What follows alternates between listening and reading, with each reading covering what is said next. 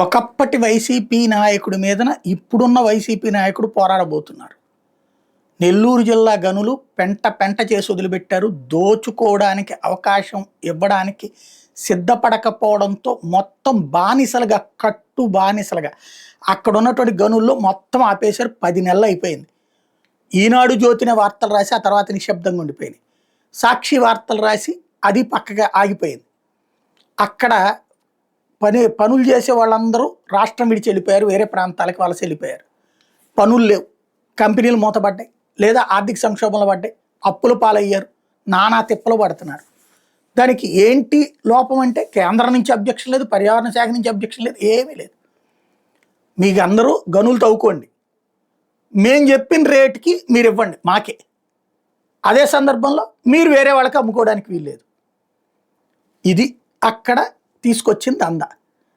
దానికి సూత్రధారి వేమిరెడ్డి అన్నటువంటిది ఇప్పుడు అనిల్ కుమార్ యాదవ్ ఓపెన్గా చెప్పడం ప్రారంభించారు.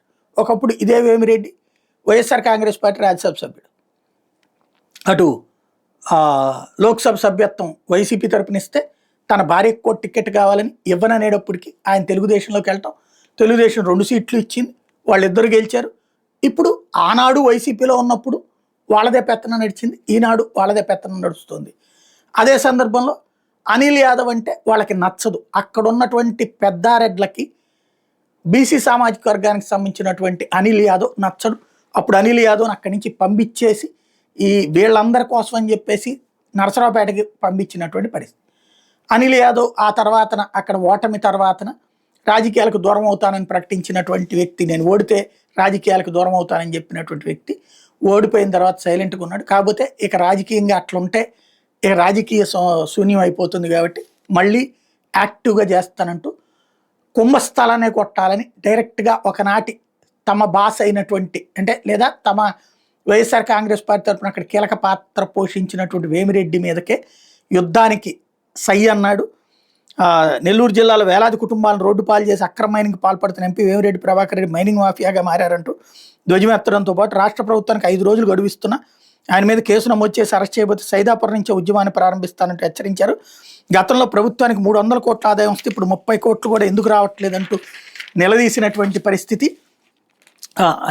అక్రమ మైనింగ్తో తమకేమీ సంబంధం లేదని ఆయన కలిసిన లీజ్దారులకి ఎంపీ చెప్పారు. అయితే ఎంపీ వేమిరెడ్డి ప్రభాకర్ రెడ్డి డైరెక్టర్గా లక్ష్మీ క్వాడ్జ్ ప్రైవేట్ లిమిటెడ్ పేరుతో కంపెనీ స్థాపించారు అంటూ అనిల్ కుమార్ ఆధారాలు చూపించుకొచ్చారు. వాస్తవాలు కనబడుతుంటే మైనింగ్తో ఆయనకు సంబంధం లేదని ఎలా చెప్తారని ప్రశ్నించారు. మైనింగ్తో ఏ సంబంధం లేకపోయినా మాజీ మంత్రి కాకాని గోవర్ధన్ రెడ్డిపై కేసు నమోదు చేశారని, అక్రమ మైనింగ్ పాల్పడుతూ 100 కోట్లు దోచుకుంటున్న ఎంపీ మీద మాత్రం కేసులు ఎందుకు పెట్టడం లేదని నిలదీశారు. వైసీపీ ప్రభుత్వంలో అక్రమ మైనింగ్ మీద అధికారులు చిత్తశుద్ధితో పనిచేశారని చెప్పుకొచ్చారు. అక్రమ మైనింగ్కి పాల్పడిన వాళ్ళ దగ్గర నుంచి 255 కోట్ల జరిమానాలు విధించారని గుర్తు చేశారు. కూటమి అధికారులకు వచ్చిన తర్వాత జరిమానాలు విధించిన కేసులు ఉన్న గనులకు మాత్రమే ఎందుకు తెరిచారని ప్రశ్నించారు. వైఎస్ఆర్సీ ప్రభుత్వం మైనింగ్ ద్వారా 300 కోట్ల ఆదాయం వస్తే ప్రస్తుతం 30 కోట్లు కూడా ప్రభుత్వానికి రావడం లేదన్నారు. సైదాపురం మండలం 200 మైన్లలో 100 మైన్లు యాక్టివ్గా ఉన్నాయి, అయినా కేవలం 30 మాత్రం ప్రారంభించడం వెనకున్న రహస్యం ఏంటి అంటూ ఎంపీ వేమిరెడ్డి స్వార్థంతో వ్యవహరిస్తూ ఆయన చెప్పిన ధరకు ఆయన కంపెనీకి సరఫరా చేసే వాళ్ళకి మాత్రం మైనింగ్ అనుమతులు ఇచ్చారు.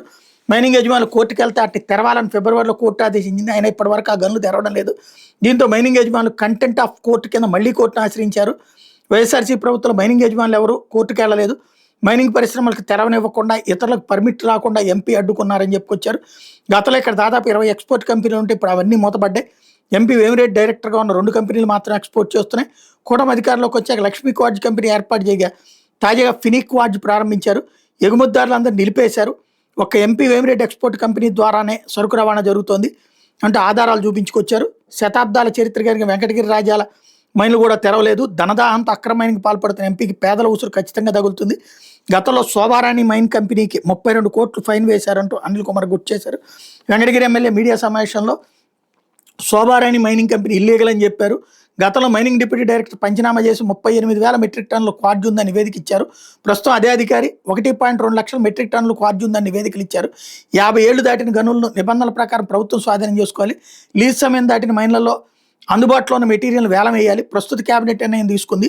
కేబినెట్ నిర్ణయం మేరకు నిల్వ ఉన్న క్వాడ్జిని వేలం వేస్తే ప్రభుత్వానికి 3,000 కోట్ల ఆదాయం వచ్చే అవకాశం ఉందని చెప్పుకొచ్చారు. సైదాపురంలో గంజాయి బ్యాచ్ మాఫియాను నడిపిస్తూ ప్రజలను ఇబ్బందులకు గురి చేస్తోందంటూ అనిల్ చెప్పుకొచ్చారు. మహిళల వైపు ఎవరిని వెళ్ళనివ్వకుండా మహిళల్ని అటుగా వెళ్తున్న వాహనాలను ప్రజలను భయభ్రాంతులకు గురి చేస్తున్నారు.